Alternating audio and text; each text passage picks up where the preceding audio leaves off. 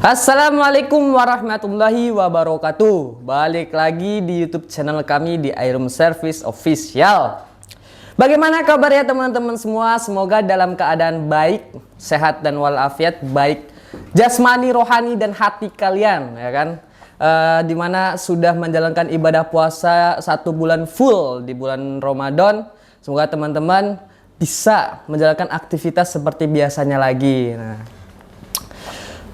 Kali ini, di video kali ini, kita itu bakal bahas atau bakal jawab beberapa pertanyaan yang sering teman-teman lontarkan di Instagram, baik di kolom komentar Instagram kami ataupun di direct message Instagram kami.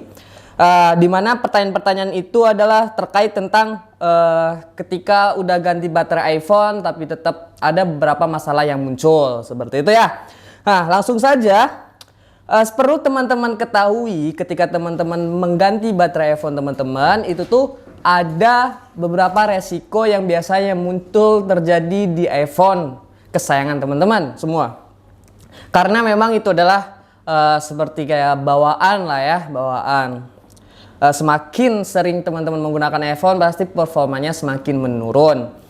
Kemudian langsung saja. Resiko pergantian baterai iPhone yang pertama itu adalah iPhone tidak water resist lagi. Nah, itu biasanya terjadi di iPhone XS ke atas yang sudah memiliki water resistant di sistem iPhone. Teman-teman semua tentunya. Kenapa hal ini bisa terjadi? Karena di dalam komponen iPhone itu terdapat adanya adhesive LCD yang dimana itu fungsinya untuk menjaga atau jadi tameng lah ya, tamengnya iPhone ketika ada water atau air yang masuk dalam komponen. Nah, kalau ada adhesive LCD ini, itu tuh bisa untuk menangkal water itu, air itu masuk ke dalam komponen yang bisa merusak bagian dalam iPhone teman-teman semua.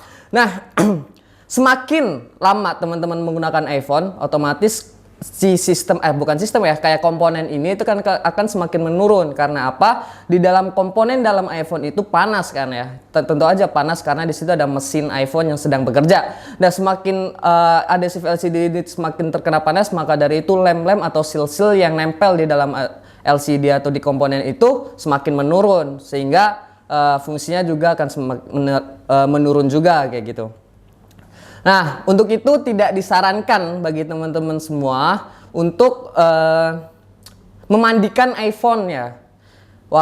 Ketika teman-teman pengen ngambil video atau foto di underwater ya lebih baik jangan pakai iPhone lah ya. Kan ada banyak tuh kamera-kamera yang mendukung untuk situasi tersebut kayak GoPro dan lain sebagainya. Lebih baik pakai itu aja lah. Jangan sekali-sekali ngambil foto atau video di underwater pakai iPhone tanpa pengaman apapun. Takutnya ya jadi rusak nantinya otomatis ya. Kemudian yang kedua adalah suka restart sendiri. Nah, ini yang banyak yang sering terjadi nih. Banyak yang terjadi di kolom komentar kita, Min, kok saya udah ganti baterai iPhone baru tapi sukanya restart sendiri jadinya kayak gitu nih. Nah, itu diakibatkan karena konektor pada baterai itu tercongkel atau terpasang tidak rapi atau tidak presisi. Nah, ini biasanya terjadi kepada teman-teman yang pengen mengganti baterai iPhone sendiri supaya bisa menghemat biaya. Beli baterai sendiri, ganti sendiri, kemudian rusak sendiri. Nanti ngomelnya atau bukan ngomel, artinya ceritanya ke admin kita gitu ya. Nah, ini langkah lebih baiknya teman-teman kalau mau berganti baterai iPhone ke tempat yang memang udah profesional, karena berbahaya sekali. Walaupun terlihatnya gampang, cuma dibuka terus baterainya diambil, fleksibelnya dicabut, pasang yang baru, itu tidak semudah itu teman-teman. Ada beberapa komponen yang ketika dipegang aja itu bisa rusak seperti itu. Apalagi ini konektor baterai itu bisa tercongkel atau terpasang tidak rapi lagi. Maka dari itu janganlah teman-teman nyoba-nyoba untuk ganti baterai iPhone sendiri kalau memang tidak mau resiko itu terjadi. Lebih baik dibawa saja, ambil harga yang cukup tinggi untuk pemasangan baterainya tapi aman gitu ya, daripada rusaknya tambah parah, nambah biaya lagi buat kerusakan yang terjadi gitu.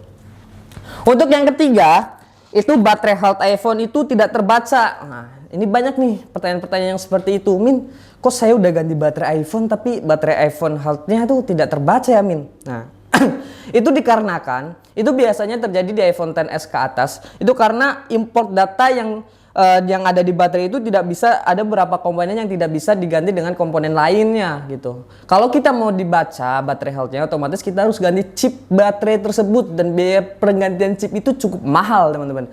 Sebenarnya walaupun baterai health itu tidak terbaca, tapi ketika kualitas dari baterai iPhone teman-teman atau part yang baterai iPhone teman-teman yang diganti itu bagus, itu tidak akan mempengaruhi kualitas atau performa dari baterai iPhone teman-teman.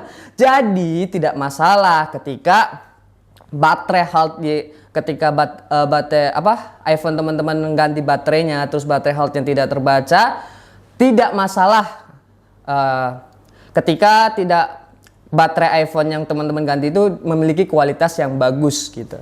Itu tidak akan mempengaruhi performa iPhone teman-teman semua, seperti itu ya teman-teman ya. Jadi nggak usah lah kayak udah ganti baterai iPhone kayak pengen baterai health-nya iPhone itu dibaca lagi gitu. Kayak wah kayaknya ini baterai nggak bagus deh, soalnya baterai health-nya nggak kebaca. Enggak ya teman-teman ya, enggak kayak gitu.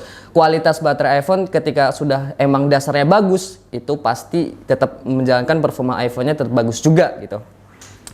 Ingat ya, kalau teman-teman mau baterai health-nya dibaca, ya lebih baik kalau mau ya ganti chip baterainya, tapi itu agak mahal ya teman-teman ya.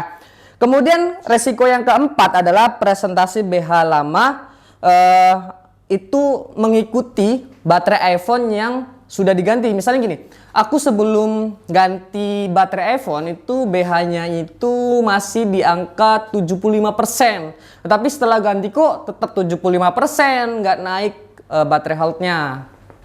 Hal itu bisa terjadi karena memisahkan fleksibel BH lama ke BH baru gitu. Karena fleksibel kalau kita mau supaya ngikutin BH baru, baterai health baru yang ada di baterai, ya kita harus memisahkan fleksibel baru juga gitu. Jangan menggunakan fleksibel yang lama. Seperti itu teman-teman. Oke. Kemudian yang kelima adalah performa baterai menurun. Nah, hal ini terjadi ketika teman-teman memilih part baterai yang kurang bagus nih. Maka dari itu lebih baik ngambil harga yang cukup tinggi gitu kan. Supaya daripada kita ngambil harga yang rendah tapi memiliki part yang jelek. Ketika teman-teman mengganti baterai iPhone teman-teman pertama kali, itu kan baterainya masih original ya.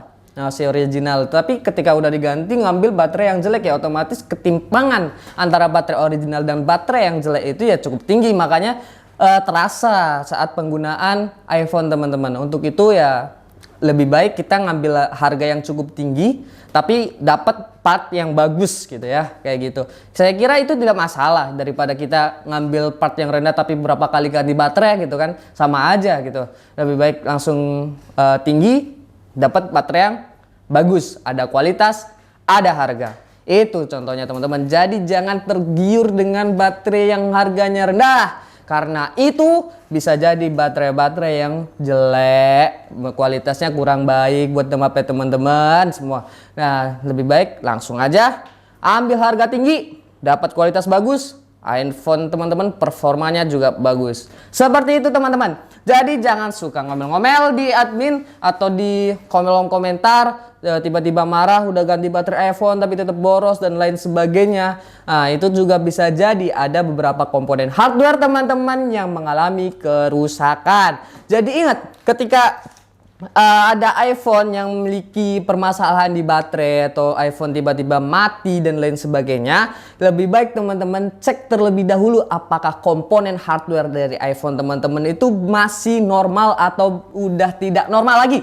Karena apa? Kalau misalnya udah percuma udah ganti baterai dengan kualitas bagus tapi komponen hardware dalam iPhone teman-teman rusak, ya tetap aja akan menimbulkan kerusakan-kerusakan lain. Seperti halnya kayak tetap boros lah, tiba-tiba mati sendiri lah. Nah, itu terjadi karena komponen hardware teman-teman itu rusak gitu.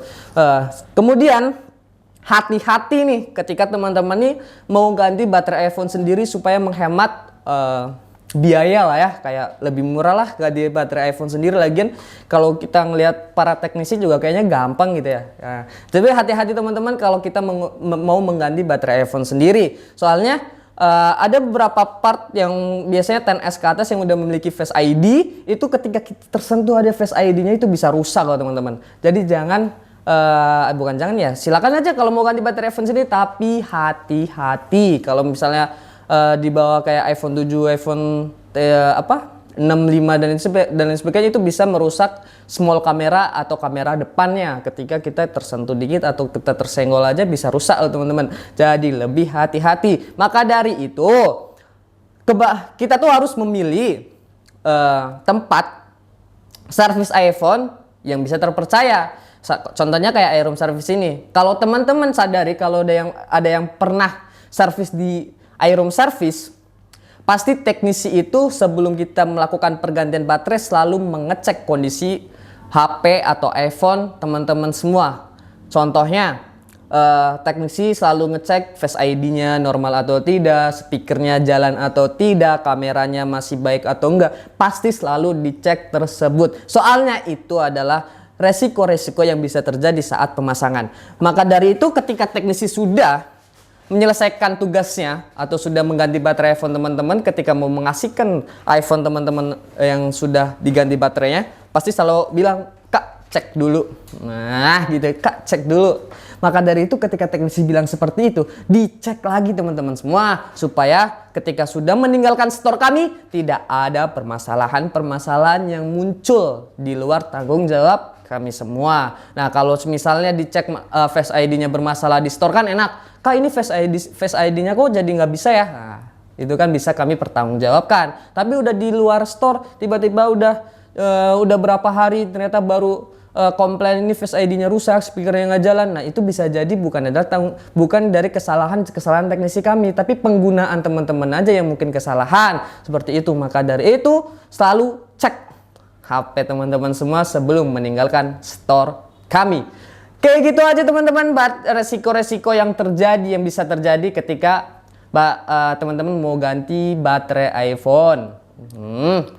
Maka dari itu selalu berhati-hati, pilihlah part baterai yang kualitas yang terbaik supaya performa iPhone teman-teman juga memiliki walaupun menurun masih bisa dipakai dengan baik lah, seperti itu ya. Sekian saja video kali ini. Jangan lupa untuk like, subscribe, and comment, and share kepada teman-teman yang lain supaya tidak ketinggalan beberapa informasi penting tentang Apple device. Kita aja ya. Sampai jumpa di video selanjutnya. Kami dari tim iRoom Service. Wassalamualaikum warahmatullahi wabarakatuh.